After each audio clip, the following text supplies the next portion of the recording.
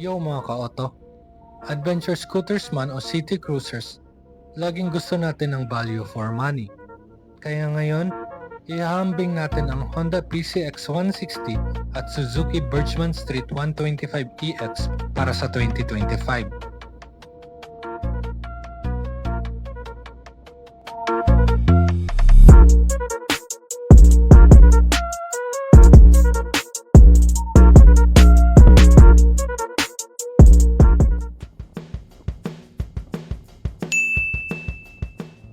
Sa Pilipinas, yung PCX 160 Standard ay nasa 133,400 pesos. At yung PCX 160 Road Sync ay nasa 154,900 pesos. Yung Birchman Street naman na 125EX is nasa 92,400 pesos. Budget-wise, mas mura ang Birchman. Pero titignan natin kung patas sila pagdating sa specs at comfort.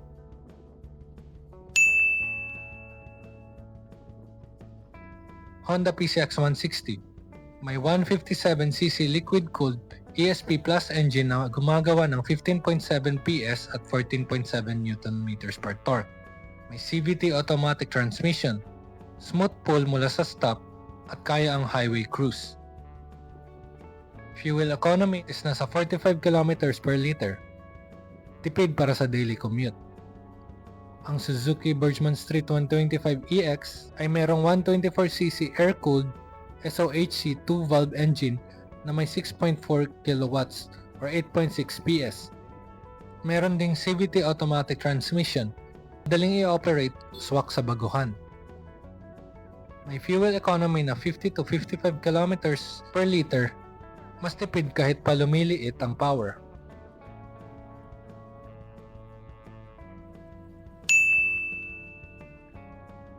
Ang PCX 160, mas mababa ang ground clearance at medyo mabigat. Pero solid feel ang chassis at may wavy disc para sa mas precise braking. Birchman, mas magaan at mas maliit ang turning radius. Madaling ikutin sa makikitid na kalsada at mas tipid sa lagay ng suspension.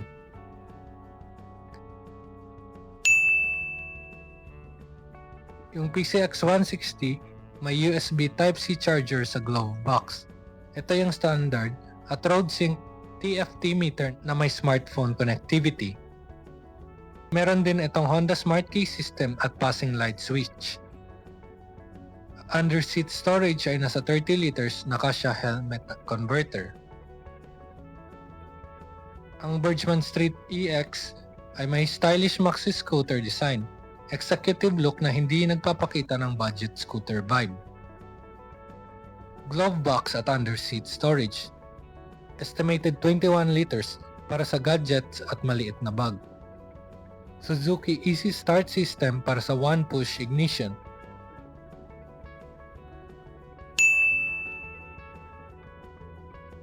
Pick the PCX 160 if gusto mo ng premium features at connectivity, TFT meter, or smart key.